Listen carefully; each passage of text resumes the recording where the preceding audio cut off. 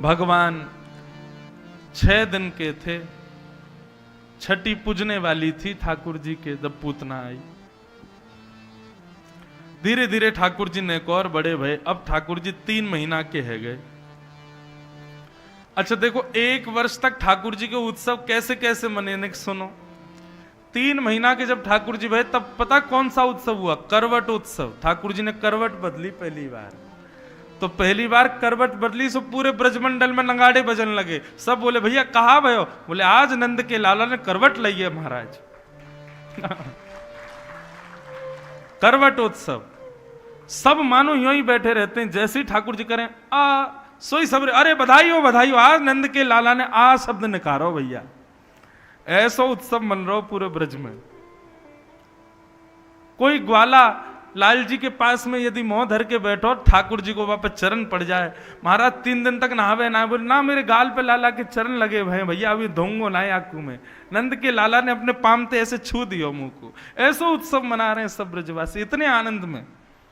तो ठाकुर जी का करवट उत्सव हुआ। 3 महीना के लाला है गए, और यहां कंस ने सक्टासुर नाम का एक दैत्य भेजा। ठाकुर जी थोड़े आज चिढ़ रहे हैं, क्यों? कोई गोपी कान गाल खींचे। अच्छा ठाकुर जी हैं कैसे? गदमदरा से। गदमदरा समझते हैं? गदमदरा जानते हैं? जैसे कई बालक आपने छोटे छोटे ऐसे देखे हो, गदमदरा मतलब उनके गाल यूं लटके रहते हैं, फूल के नीचे लटक जाते हैं। गर्दन तो उनके होती ही नहीं है, ये मोही यहां तक पूरा यही गर्दन है। हाथ भी ऐसे महाराज गोल मटोल बिल्कुल, उनको हमारी ब्रज भाषा में बोलते हैं गदमदरा। पाम भी ऐसे सूमो जैसे महाराज। तो हमारे लाल जी गदमदरा से हैं, ऐसे गदमदरा से। कोई गोपी गाल खींच जाए, कोई हाथ खींचे, कोई पाम खींचे, सब ठाकुर जी को कोई कहीं से गुदगुदी करे, कोई कहीं। सो ठाकुर जी जोर से रोने लगे, लाल पड़ गए रोते रोते। यशोदा मैया ने सबको भगाया, बोले हटो यहाँ से। सब लाला को छेड़ते रहे। मैया ने अपनी गोद में लियो, बोली अब यहां सुवाऊंगी तो सब आ जाएंगे। सोई मैया नंद भवन के पीछे एक बैलगाड़ी खड़ी भई, वहां के नीचे कपड़ा बांध के बढ़िया झूला बनाया, और वहां में लाल जी पधरा दिए।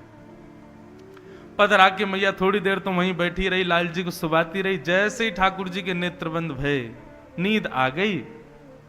नैनों में नींद भर आई लालन जू के। जैसे ही नींद आई, सो यशोदा मैया बोली बहुत काम है, मैंने काम कर आऊं। मैया जैसी उठ के गई, इतने में ही सक्टासुर नाम का वो दैत्य, उस बैलगाड़ी को सकट बोलते हैं, सकट के ऊपर आके बैठ गया। बहुत सारे दूध दही घी आदि के मटके रखे थे।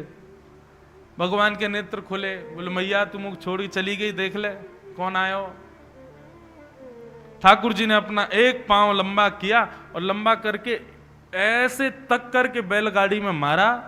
बैलगाड़ी महाराज फिटों ऊपर उछल करके 3 बार गोल गोल घूम करके नीचे गिर गई। सक्टासुर का वध हो गया। बोलो सक्टासुर मर्दन भगवान की। सक्टासुर वध। अब इसमें टीकाकार क्या बताते हैं, ध्यान से सुनो बंधुओं। बैलगाड़ी में 2 पहिए होते हैं। ये सकट क्या है? हमारा जीवन सकट, गृहस्थाश्रम। गृहस्थाश्रम भी 2 पहियों पर चलता है, पति और पत्नी। ये दोनों ही उस गृहस्थाश्रम रूपी सकट को चलाते हैं। दोनों में से एक में भी वजन, या आजकल कहते हैं ट्यूब के टायर हैं तो हवा कम नहीं होनी चाहिए, नहीं तो सकट टेढ़ा मेढ़ा चलेगा, यात्रा करने वाले सुखी नहीं हो पाएंगे। कौन करता है इस पर सफर?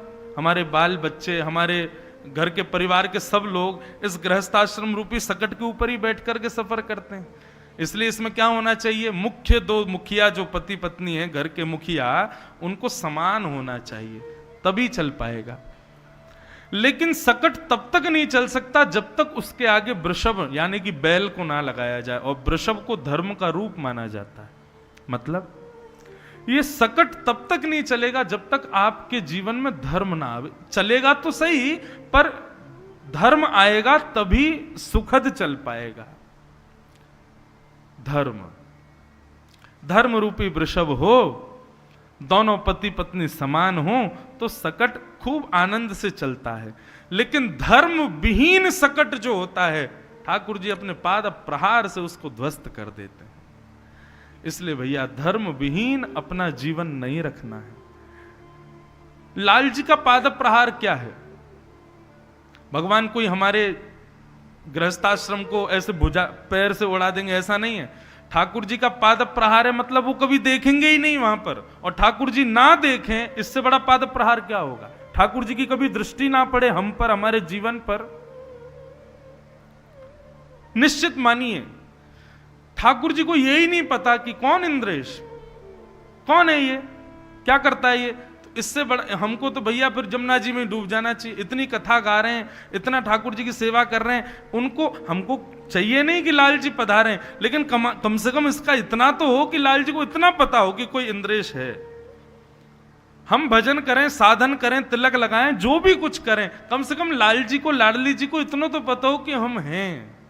बस हमारो यही से कल्याण है, जानो कि हम हैं, हम उनके हैं ये भी नहीं चाहिए, हम हैं ये उनको पता है। बस धर्म विहीन व्यक्ति ठाकुर जी उसको ऐसे नजरअंदाज कर देते हैं, पता ही नहीं है कि ये कौन है। ये सक्टासुर वध की लीला से हमने सीखा, सकट को धर्म विहीन मत रखो अपने जीवन को, नहीं तो ठाकुर जी एक पाद प्रहार में उड़ा देंगे। बंधुओं पूरी बाल लीला ऐसी ऐसी ज्ञानवर्धक है, एक एक लीला में ठाकुर जी कुछ सिखा रहे हैं मानव को, ये सामान्य लीला नहीं है। भगवान ने सक्टासुर का वध कर दिया, अब तो जोर की आवाज आई महाराज बैलगाड़ी गिरवे की, सब दौड़े, कहा भयो कहा भयो। यशोदा मैया ने जैसे ही जाके नंद भवन के पीछे देखी, सब मटका फूटे पड़े हैं, दूध घी दही को कींच है गई है, और ठाकुर जी करवट लेनो तो सीख ही गए, तो कभी यूं करवट ले रहे हैं, कभी यूं करवट ले रहे हैं, वही में दही में नहा रहे हैं खूब प्रेम से। मैया दौड़ करके गई, लाला को उठा के हृदय से लगायो, कैसे गिर गए हो, कैसे गिर गए हो इतना बड़ो ये सकट। एक बालक गयो मैया के पास, मैया मैं बताऊं जे बैलगाड़ी कैसे गिरी? बोले हाँ बता। वो मैया तेरो नेक्सो सो लाला है ना? बोले हाँ। जाने अपना मोटो सो पाम उठायो और इतना लंबो कियो, इतना लंबो कियो, ऐसे करके मैया पहलवानन की तरह यानी यूं लात मारी, सोई बैलगाड़ी ऐसे ऊपर 3 बार घूम के नीचे गिर गई। मैया बोली यहां पे आइयो। जैसी समीप गयो, सोई मैया ने एक धर दियो गाल पे। तेरी मैया की उम्र क्यों मोते मजाक करे हैं? नेक सो कोमल सो फूल सो मेरो लाला, यो करो बाने ऐसो लंबो पाम करके यो मार दियो। मैया तेरी सौगंध खा के कह रहा हूं, मैंने अपनी आंखन से देख। मैया बोली फिरते आ यहां पे, एक और दियो आके। सुखदेव जी यहां वर्णन कर रहे हैं, ये कोई मनगणंत बात नहीं है। सुखदेव जी कह रहे हैं नते श्रद्ध धीरे गोपा बाल भाषित मृत्युत। गोपा किसको कहा? यशोदा जी को। बोले यशोदा जी का इतना प्रेम है कृष्ण के प्रति कि वो बालक सच बोल रहा है, लेकिन अप्रेमयम बलम तस्य बालकस्य न ते विदु। उस बालक की सच्चाई को सुखदेव जी, यशोदा जी स्वीकार नहीं कर रही हैं, और बल्कि उसको थोड़ा सा सुना और दिया, डांट और दिया, ने कहा धरव दियो। झूठ बोला मोते, मेरो लाला ऐसा ना कर सके। मां की ये ममता, मां का ये वात्सल्य, इससे ठाकुर जी और आनंदित हो गए। बंधुओं अब आप गौर करना, ठाकुर जी बार बार अपनी प्रभुता प्रकट करेंगे लेकिन ब्रजवासी स्वीकार ही नहीं करेंगे। यही तो प्रेम का स्वरूप है। जहां हम अपने प्रेमी की प्रभुता नहीं देखते, बेटा चाहे डॉक्टर बन जाए, चाहे चार्टर्ड अकाउंटेंट बन जाए, चाहे कितना भी बड़ा वक्ता बन जाए, मां सदैव उसको अपने लाला के रूप में ही देखती है। मेरो नेक सो लाला है, या मैंने ही चलनो सिखायो, ये तो मेरी गोद में ही डॉक्टर बन गया बेटा, लेकिन मां को फिर भी ये रहता है मेरी गोद में ही सो जाए, मैं इसको अपने हाथ से ही खिला दूं। ये स्वच्छंद निष्काम प्रेम केवल मैया का नहीं है, पूरे ब्रजवासियों का है ठाकुर जी के प्रति। सब ब्रजवासियों ने उस बालक को पकड़ लिया, बोले आज के बाद ऐसा मत बोलियो कि लाला ने इतना लंबा पाम किया, ऐसे गिर दियो, ऐसा नेक्सो सो लाला हमारो कभी कर ही ना सके। वो बालक बोलो, अरे मैंने अपनी आंखन ते देखो। बोले तू यमुना जी में जाके आंखन ने धो किया, गलत देखो तेने, हमारो लाला ऐसा ना कर सके। ठाकुर जी को यही तो प्रिय है कि ये मेरी प्रभुता स्वीकार नहीं करते, और हम लोग चमत्कार को नमस्कार। महाराज जी गिरधर लाल जी आपके संग रहते हैं। मैंने हाँ, कोई चमत्कार देखा आपने? अरे प्रेम में चमत्कार और प्रभुता थोड़ी देखी जाती है। हमारे लाल जी कोई लीला करते भी हैं ना तो भी मुझे चमत्कार नहीं लगता। लाल जी हैं तो करते हैं, उसको चमत्कार के रूप में सबके सामने प्रदर्शन के रूप में क्यों कहना, क्यों बोलना? प्रेम होगा तो उसको सहजता से स्वीकार करोगे, प्रेम नहीं होगा तो चमत्कार मानोगे। महाराज जी वृंदावन की कोई चमत्कार की लीला बताओ, राधा रमन जी की, बिहारी, क्यों तब तक विश्वास नहीं होगा क्या आपको? मुझसे लोग पूछते हैं निधिवन में रात में क्या होता है? मैंने क्या करना है जान के? हम अपनी निज कक्ष में क्या करते हैं सबको पता चल जाए, कितना बुरा लगेगा हमको? ठाकुर जी का निज स्वरूप है निधिवन राज सेवा कुंज, वहां ठाकुर जी क्या करते हैं, क्यों करते हैं, हमको क्या फर्क पड़ता है उससे? निज ठाकुर जी की लीला चलने दो। हमको विश्वास के लिए प्रमाण की आवश्यकता है तो निश्चित है हमारा प्रेम नहीं है ठाकुर जी से, और प्रमाण चाहिए तो पढ़ो, सुनो चरित्र मीराबाई के, सूरदास के। इनसे भी संतुष्टि नहीं हो रही है तो फिर आपके लिए ठाकुर जी विशिष्टतम कोई चमत्कार करने वाले नहीं है। मुझसे लोग कहते हैं आपको कितने साल हो गए कथा करते हो? मैंने कहा हो गए 6 साल 7 साल हो गए। आपने भगवान देखे? आप दुनिया को बताते हो भगवान ऐसे, आपने देखे? लोग बोलने वाले बोलते हैं।